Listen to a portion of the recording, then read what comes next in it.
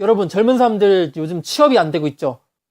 뭐 젊은 사람들은 아마 이렇게 얘기할지도 모르겠어요. 이명박, 박근혜 이 두 정권 때 엄청나게 힘들었고 그때부터 계속 취업난이 이어져 오고 있다. 근데 저는 사실상 노무현 정권 때부터 그 얘기를 들었던 것 같아요. 사실 생각해보면 김대중 정권 때도 IMF 따해서 취업이 안 됐어요. 그때 취업 잘 됐던 때가 없었던 것 같아요. 뭐 이거에 대한 이유는 저는 개인적으로 국가 계획 경제가 민간 주도의 자본주의 경제로 바뀌면서 비정규직이 늘어나는 뭐 그런 거에 따른 결과로 생각을 하는데, 아무튼 취업을 해도 안정적이지 않고 항상 비정규직, 계역직 이런 상황. 사실 제 생각은 이거는 뭐 진보 정권의 문제만도 아니고 보수 정권의 문제만도 아니고 박근혜 정부가 해결을 못했다고 해서 깔 수도 없는 문제고, 그렇다고 지금 문재인 정부가 해결 못한다고 해서 뭐 욕하기도 애매한 문제입니다. 왜 그런지 제 생각을 말씀을 드릴 건데, 과거 우리나라가 발전하지 못했을 때는 고령화 사회가 아니었고 엘리트층도 소수였어요. 그래서 한참 경제 개발을 할 때는 돈을 많이 받는 소수의 엘리트, 그러니까 경험 많은 전문가들과 그리고 그의 지시를 따르는 많은 노동자들, 우리나라의 산업 구조는 이랬었어요. 그냥 평범하게 생각해도 근로자가 300명이고 관리자도 300명. 이건 굉장히 말도 안 되는 거죠. 제가 만약 사장이라고 가정을 해볼게요. 저의 회사에는 100명의 직원이 있고 저는 50억까지 임금에 대해 투자할 여유가 있습니다. 저의 회사에는 고액 연봉을 받는 관리자급이 약 10명, 그리고 나머지 근로자, 노동자, 그러니까 그의 지시를 따르는 사람들이 90명, 이렇게 이루어져 있습니다.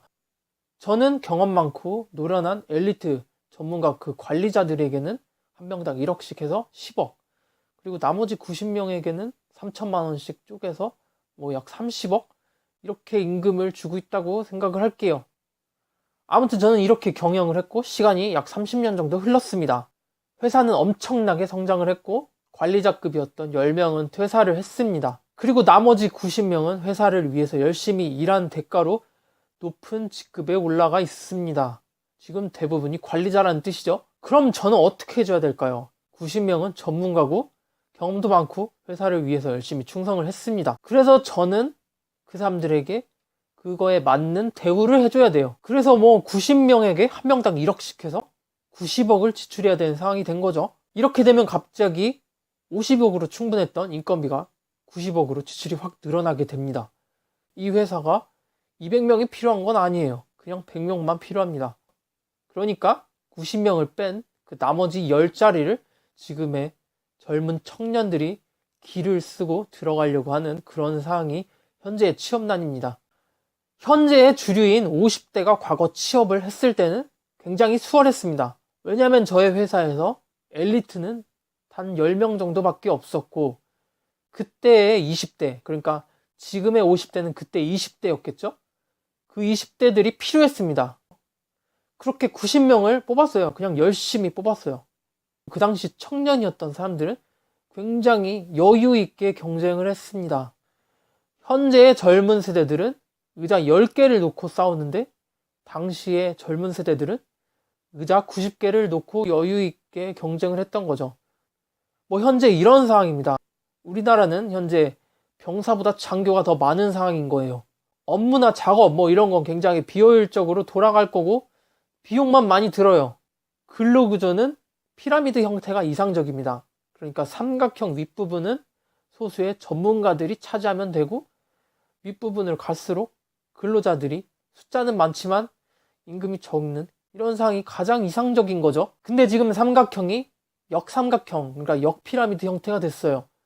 윗부분에 전문가들이 다수고 그리고 밑에 있어야 될 근로자들이 소수입니다.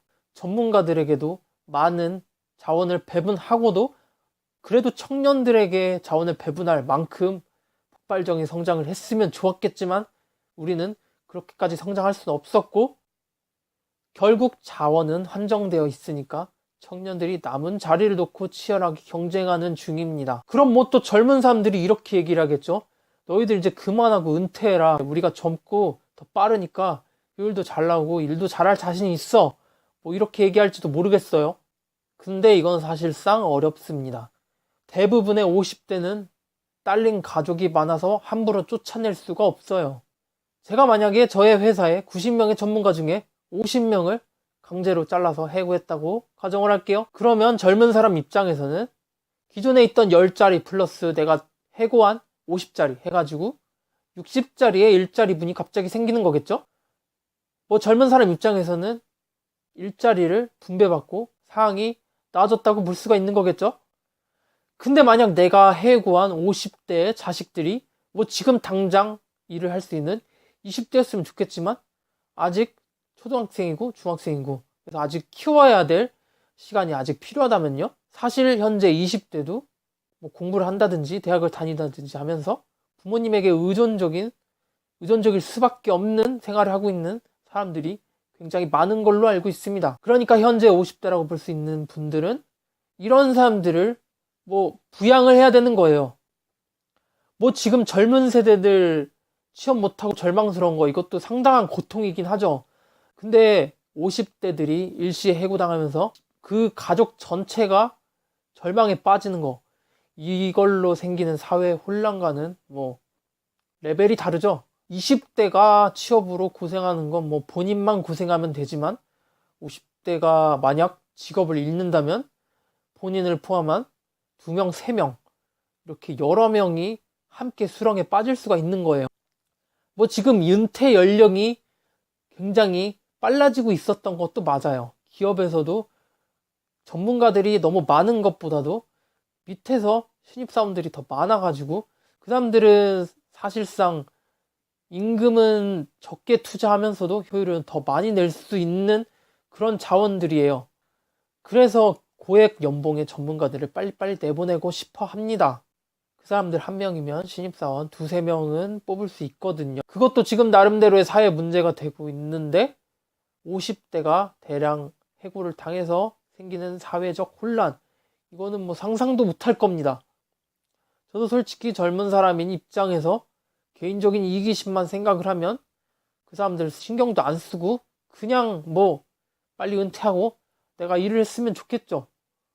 근데 제가 지금 그분들이 실직을 해서 얻는 사회적 대혼란을 같이 생각을 해보니까 이건 어쩔 수 없이 젊은 사람들이 살짝 희생을 해야 되는 게 맞지 않나 뭐 이렇게 생각을 했습니다. 지금 젊은 세대들 지금 많이 고생하는 건 알지만 저분들 알아서 은퇴합니다. 그때쯤 되면 사회에서 알아서 우리 젊은이들을 요구할 거예요. IMF 때 취직 안 됐던 분들 그때는 뭐 영원히 안 될 거라 생각했을지도 모르겠지만 지금까지 안 되고 있는 분들이 있나요? 대부분 회사에 잘 들어가서 뭐 관리자들이 됐거나 해서 높은 직급을 달고 있을 겁니다. 지금 젊은 세대라고 20년 뒤에 높은 직급 달고 어떻게든 다 취업을 해서 잘 살고 있을지 그건 아무도 모르는 거죠. 그렇게 될 수도 있습니다. 그러니까 우리가 지금 희생하고 있는 이 시간에 뭐 공무원 시험이라든지 토익이라든지 이런 거 자기한테 하나도 안 남는 거 이런 거 하지 말고 자신을 성장시키면서 때를 기다리는 게 좋다고 생각을 합니다. 그리고 마지막으로 한 번 더 얘기하자면 이 취업난의 근본적 원인은 우리나라의 사회 구조 때문이지 정권의 때문은 아닙니다. 이건 정책으로 어떻게 해결할 수 있는 게 없어요. 뭐 현재 50대가 갖고 있는 일자리를 그대로 20대에게 넘겨준다. 뭐 발상은 좋을 수도 있어요. 근데 20대가 50대 지금 소득이 없어지는데 그걸 뭐 책임질 건가요? 그건 아니잖아요. 그 사람들이 소득이 없어져서 국가적으로 복지 비용이 늘어나면 20대들이 책임질 건가요? 그것도 아니잖아요. 뭐 지금 여태까지 역대 정부들이 많이 해왔던 그런 게 있죠. 무슨 건물을 지었다 부셨다 한다든지 아니면 댐을 지었다 파괴했다 한다든지 이런 뭐 강제적인 의미 없는 토목공사들 이런 걸로 강제적으로 일자리를 창출하려고 했죠. 근데 그거 다 사업 수익성이 없으면 적자로 기록이 되는 건데 그거는 누가 메꾸죠? 국민 세금으로 메꾸나요? 일본처럼요? 일본처럼 그냥 일자리만 만들면 되니까 아무도 안 다니는 곳에 철도 깔까요? 일자리를 늘리는 게 그렇게 쉬운 문제는 아닙니다. 정부 사람들 그렇게 바보 아니에요. 엄청나게 고민을 하고 있을 겁니다. 한정된 자원 내에서 가장 효율적으로 배분을 해야 되는 거예요. 그리고 그거에 있어서 생기는 사회적 부작용도 같이 고려를 해야 되는 거고요. 뭐 우리나라가 갑자기 독재로 바뀌어서 50대 다 나가고 20대로 자리 싹 바꿔 이렇게 하는 것도 말도 안 되고요. 그렇다고 해서 일자리 자체가 한정되어 있는데 그 일자리 자체를 늘리는 것도 안 됩니다.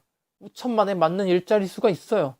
5천만이 개인당 1인당 1가게 뭐 이런 식으로 나오면 모두가 가게 주인이면 손님은 누가 해줍니까?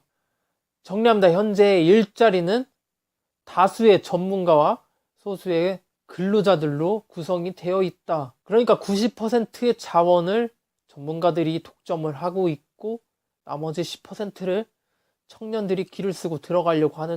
근데 이건 사실상 정권 문제가 아니라 우리나라 어쩔 수 없는 사회 구조 문제다. 뭐 그래도 그 사람들이 영원한 것도 아니고 알아서 은퇴하고 하면 사회에서 우리를 요구할 거예요. 그때까지 열심히 기다리시면 빛을 볼 날이 옵니다. IMF 때 실직하셨던 분들 지금 거의 다 직업 갖고 있어요. 우리라고 안 그러리란 법도 없죠. 존버하시고 놀지 말고 희망을 버리지 마세요.